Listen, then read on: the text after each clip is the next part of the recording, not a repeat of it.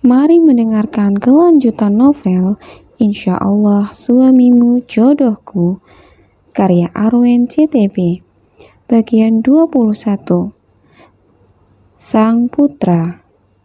Selamat mendengarkan. Waktu pagi tiba, Tama terbangun lebih dulu. Dia tersenyum mendapati selimut yang menutupi sebagian tubuhnya. Sudah pasti Asmi yang melakukannya.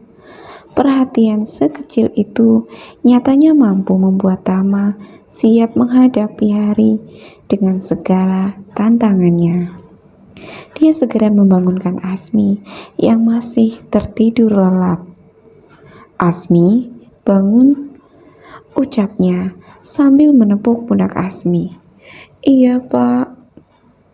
"Kamu cepat-cepat mandi, nanti langsung ke meja makan, sarapan ya. Aku mau mandi dan ganti baju di kamarku." Sampai jumpa." Asmi segera mengucek matanya, lalu membereskan tempat tidur, juga selimut yang tergeletak di sofa. Sebelum kemudian dia mandi, rasanya Asmi akan menggunakan parfum YSL-nya lagi, tetapi dia ingat Tama tidak menyukainya.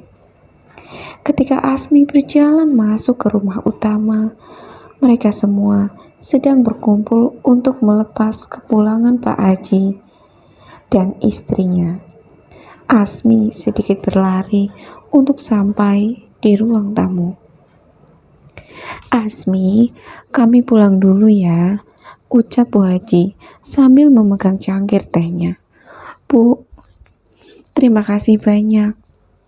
Kali ini Asmi bersimpuh di hadapan Bu Haji. Dia tidak tahu kalau semua tamu di desa menganggap Bu Haji dan Pak Haji adalah orang tua Asmi. "Kamu baik-baik di sini ya," pesan Pak Haji. "Insya Allah, Pak Haji." Bu Haji mendekatkan wajahnya pada telinga Asmi sambil berbisik, "Jangan lupa kosmetiknya dipakai rutin." "Hehe, baik Bu Haji." "Ya udah, ayo Pak, mumpung masih pagi, keburu panas di jalan." "Iya, Tama, kami pamit. Tolong jaga Asmi, bahagiakan dia, jaga dia." Pak Haji berpesan pada Tama. Sementara itu, di luar Pak Yan dan Mbak Yuni sedang memasukkan oleh-oleh ke dalam mobil Pak Haji. "Mari kita sarapan dulu, Pak, Bu," ajak Tama. "Jangan khawatir itu, nanti saja kami sarapan di perjalanan." "Ya udah kalau gitu pamit dulu. Assalamualaikum." Pak Haji dan Bu Haji pun berlalu dan mereka melepas kepergian pasangan itu. Sedianya mereka akan sarapan bersama seperti biasa. Kali ini ada anggota keluarga tambahan, yaitu Asmi dan Denis. Saat selesai sarapan, Denis yang duduk di dekat Tama bertanya, "Baba, kenapa Mbak Asmi dikasih kabin itu?" Denis semalam sudah diceramahi panjang lebar oleh ibunya untuk mempermasalahkan perihal Asmi. Dia harus menunjukkan ketidaksukaannya pada istri muda Tama. "Kenapa rupanya Denis?" "Baba kan tahu Denis mau pakai kabin itu. Tiba-tiba saja Baba berikan tempat itu untuk orang asing." "Denis, kamu gak sopan ngomong begitu sama Asmi.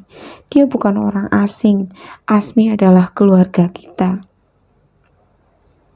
Mariana memandang bangga putranya yang sudah bersedia menjadi pion untuk pergerakannya. Tidak sia-sia, semalam ia menceramahi Denis, menghasutnya untuk membuat Asmi merasa tidak nyaman.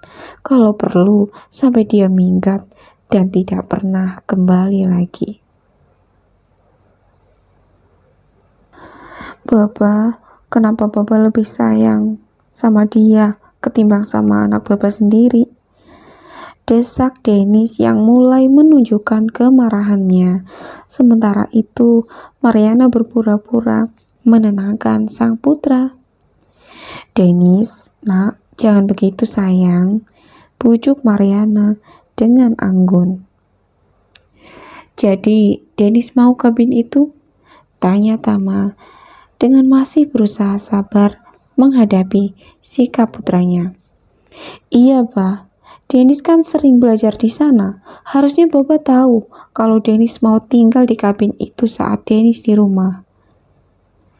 Tama menarik napas dalam, menata kata-kata di dalam kepala sebelum dia ungkapkan. "Dennis, anak Baba, rumah kita. Baba rasa cukup besar untuk menampung kita semua. Ada banyak kamar yang bisa Dennis pilih. Apa Baba pernah melarang Dennis selama ini? Kamar Dennis yang mau didesain seperti apa? Seperti kemauan Dennis, Baba selalu oke. Dennis mau mainan, mau apa saja, Baba selalu berusaha berikan karena Baba sayang sama Dennis. Tapi Baba belum selesai bicara. Kalau Dennis mau, silakan pakai kabin itu. Gak masalah. Lalu Asmi bisa tinggal di kamar Baba. Apa itu yang Dennis mau? Bagaimana dengan Ibu, Bu Sita, Bu Aida? Apa mereka akan setuju?" Dennis tidak memikirkan jawaban ayahnya itu. Dia melemparkan pandangan pada Mariana, bingung. "Dennis," panggil Tama sambil menggenggam tangan putranya. "Baba senang Dennis mau belajar agama. Bahkan pengetahuan agama Dennis jauh lebih banyak ketimbang Baba. Baba bangga sama Dennis. Baba ingin Dennis tumbuh jadi laki-laki sejati." "Iya, Bah," jawab Dennis lesu sambil tertunduk. Laki-laki sejati bukan laki-laki setengah jadi. Laki-laki yang sejati tidak mau mempermasalahkan hal kecil, tidak suka menuntut, dan lebih senang berpikir untuk memudahkan orang lain ketimbang memuaskan ego pribadi. Dennis paham itu? Paham, Pak. Baba sangat berterima kasih sama Dennis atas semua pencapaian Dennis, juga kegagalan Dennis. Semuanya, Baba bangga bisa jadi babanya Dennis. Remaja itu pun mendongak, menatap wajah ayahnya. Mata polos Dennis dengan mudah menemukan ketulusan dalam kata-kata, sikap, dan perlakuan Tama. Sekarang, Baba mau Dennis minta maaf sama Asmi. "Mbak Asmi, maafin Dennis ya." "Iya Dennis, gak apa-apa. Kamu semangat ya belajarnya," jawab Asmi dengan nada yang ceria. "Ya udah, Bah, Dennis berangkat dulu."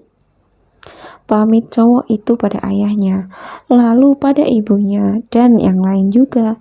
Mereka semua mengantar Dennis sampai halaman. "Ayo kita berangkat juga sekalian," ajak Aida pada Mariana dan Sita. Mereka pun berpamitan pada Tama, juga Asmi. Lalu tiba-tiba Tama berkata kepada Asmi, "Asmi, ayo kita lanjutkan yang semalam. Rasanya aku ingin segera mengulangnya." Asmi melotot dan pipinya terasa panas. Dia terkejut dengan ajakan Tama. Yang jauh lebih kaget lagi adalah mereka bertiga, Aida, Sita, terutama Mariana. "Pak, tapi..." "Shh, mereka juga pasti maklum kok. Kita kan pengantin baru," ucap Tama di dekat telinga Asmi yang berdiri, terpaku, bingung, kaget, dan malu. "Mau jalan sendiri atau aku gendong?" tanya Tama dengan suara lantang. "Jalan, iya, aku jalan sendiri aja, Pak." Mereka berdua melangkah meninggalkan ketiga wanita yang terbakar cemburu. Bahkan bagi Aida, Dia belum sepenuhnya sadar kalau mereka sudah terdiam mematung beberapa lama. Hah, apa yang barusan terjadi? Tanya Mariana dengan napas tersengal. Sementara itu, Aida langsung berbalik menuju mobilnya. Dia tidak ingin terlihat menangis di hadapan orang lain. Sementara Sita tampak santai saja. Baginya itu hal wajar kalau Tama mengajak Asmi bermesraan. Bukan masalah besar dan dia juga tinggal menunggu giliran. Sementara itu, Tama berjalan dengan gagah menuju ke kabin Asmi. Melewati ruang tamu dan meja makan, lalu halaman belakang. Asmi mengikutinya di belakang dengan perasaan cemas. Baru ketika sampai di kabin, Tama langsung duduk di sofa dengan ekspresi wajah yang tidak bisa dia sembunyikan. "Pak," panggil Asmi pelan. "Pak, tadi nggak serius kan? Kita kan belum ngapa-ngapain." "Iya Asmi, duduk sini."